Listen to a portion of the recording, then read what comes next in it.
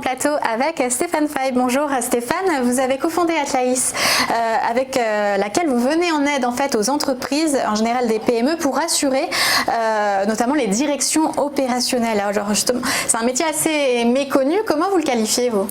Oui, bonjour. J'ai en fait créé il y a près de 20 ans ce métier. C'est un nouveau métier en France, une nouvelle discipline.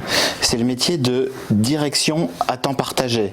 Ça veut dire que nos clients, qu'ils soient des ETI, des PME ou même des startups, peuvent avoir accès à un directeur financier, à un directeur des ressources humaines ou même à un directeur général, un jour par semaine, 2 jours par semaine, en fonction de ses besoins et en fonction de ses moyens. Et à temps partagé, qu'est-ce que ça signifie? Qui décide de ça en fait? La société décide de l'intervenant, de l'intervention en fonction de ses besoins.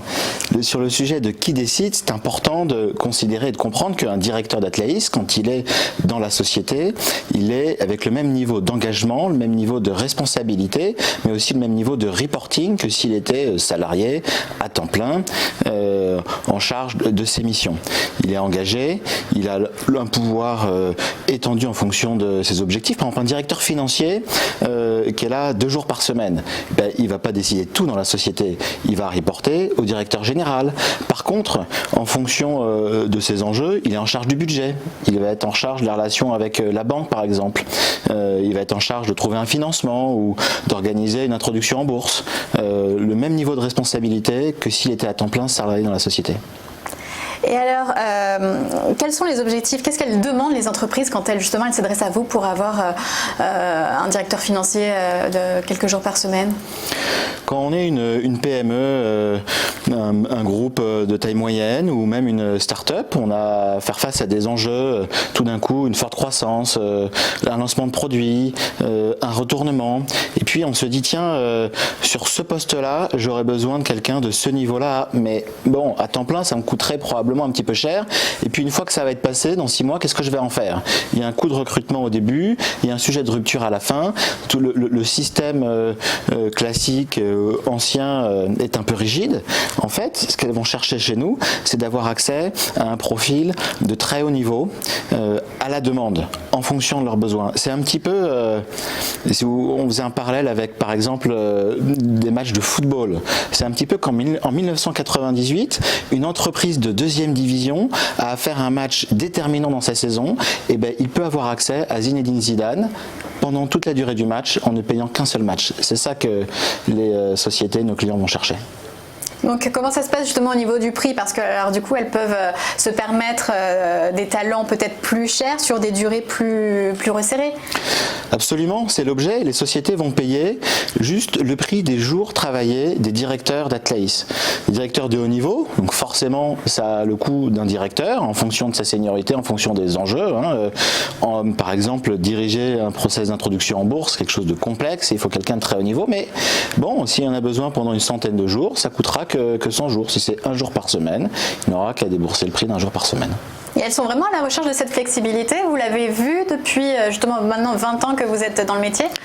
Il y a 20 ans, le besoin était là, on le ressentait, mais c'était difficile pour des actionnaires ou pour des dirigeants de franchir le pas et de ne pas imaginer qu'un poste clé, puisque parfois même un directeur général, soit pas là à temps plein et soit pas là dans un cadre classique de salariat. Mais le monde change, les années passent, et puis grâce aux moyens digitaux, les emails, la mobilité, et puis finalement la demande croissante de souplesse et de flexibilité, année après année, de plus en plus de sociétés maintenant spontanément viennent et font appel à nous. Je remarque d'ailleurs que plusieurs centaines maintenant d'indépendants en France ont pris le relais de ce métier que nous avons créé chez Atlaïs pour le faire à leur propre compte, à temps partagé, ici ou là, et proposer leurs services. Et alors justement, c'est quoi la différence avec du conseil classique? Des activités de consultants, c'est très bien, c'est très utile dans de nombreux cas, et des consultants vont arriver, faire des analyses, faire des recommandations. La grosse différence, c'est qu'ils ne font pas partie de l'entreprise pour laquelle ils font les recommandations. Un directeur d'Atlaïs, bien sûr, il peut faire des analyses, il peut faire des recommandations, mais surtout, il va implémenter ces recommandations. Il va les implémenter, il va les assumer. Il fait partie de l'entreprise, c'est ça la différence.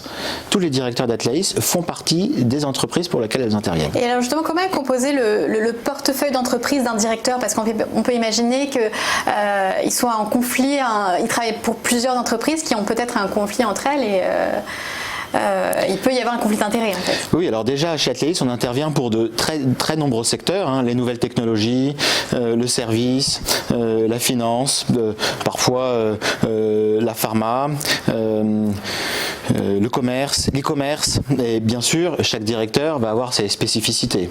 Un directeur marketing de grande consommation a beaucoup plus à apporter en travaillant sur ces sujets de grande consommation.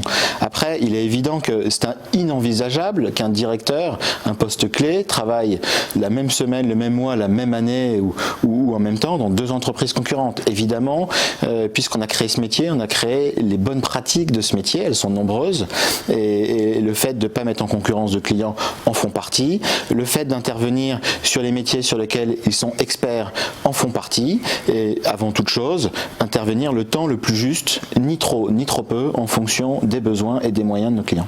Et est-ce que vous pouvez nous citer 2-3 de vos plus belles réussites vos entreprises clients? Plein de coups de cœur, plein de belles réussites. Ce qui me vient à l'idée, c'est on a intervenu pendant de nombreuses années pour la société e-commerçante Brandalais, par exemple, travaillant sur la marque, travaillant sur le marketing, la data, aussi la finance, et aider la société à grossir, à se transformer. On a, il y a quelques années, travaillé sur le plan stratégique dans la distribution de relais colis, ou encore, j'ai en tête la réalisation, on était occupé à l'époque en tant que directeur financier à temps partagé d'une introduction en bourse dans les énergies, McPhy Energy sur Euronext Compartiment C. Voilà, mais il y en a de nombreuses. Et je dirais que les plus beaux succès, c'est les retours de nos clients qui nous remercient, sont contents et puis font appel à nous année après année. Et c'est ça la vraie satisfaction. Et alors justement, quel est le profil des entreprises pour lesquelles vous officiez? Parce que là, on voit quand même beaucoup d'e-commerce ou de nouvelles technologies.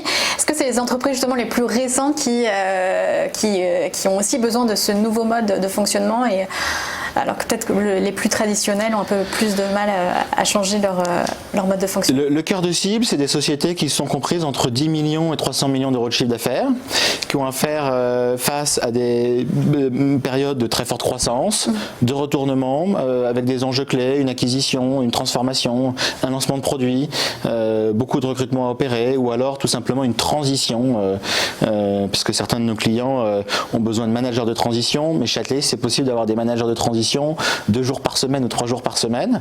Donc c'est vraiment des PME, des grosses PME, des petites ETI, même aussi des startups, mais qui ont à faire face à des enjeux clés et qui ont besoin vraiment de gens de très haut niveau sans forcément supporter la charge ou la contrainte de les avoir à temps plein. Et Atleis, c'est combien de personnes justement dans vos directeurs? Combien de profils vous avez? Chez Atleis, on est environ 30. Toutes les personnes chez Atleis sont des salariés. Chez Atleis, ce ne sont pas des banques de CV avec des profils qu'on veut placer ici ou là. Ce sont des gens qui sont experts, qui sont engagés chez nous, qui sont engagés chez le client, et avec les méthodologies et les façons de faire d'Atleis qui sont pour nous les bonnes pratiques de la direction à temps partagé, métier qu'on a créé il y a 20 ans. Et comment les entreprises font appel à vous? Comment elles vous connaissent en fait? Le bouche à oreille. On a beaucoup de demandes. On a toutes les semaines un comité de sélection parce qu'on a en fait plus de demandes que de capacité à les traiter. Et on sélectionne nos clients avec l'idée qu'on est sûr qu'on peut apporter vraiment la bonne valeur ajoutée en fonction de la compréhension qu'on a des enjeux de nos clients. Et enfin, dernière question, des projets pour 2019? Oui, des gros projets, que tous nos clients soient très contents, très heureux, et puis que tous les collaborateurs d'Atleis soient très épanouis. Merci beaucoup Stéphane Fayen, fondateur de Atleis.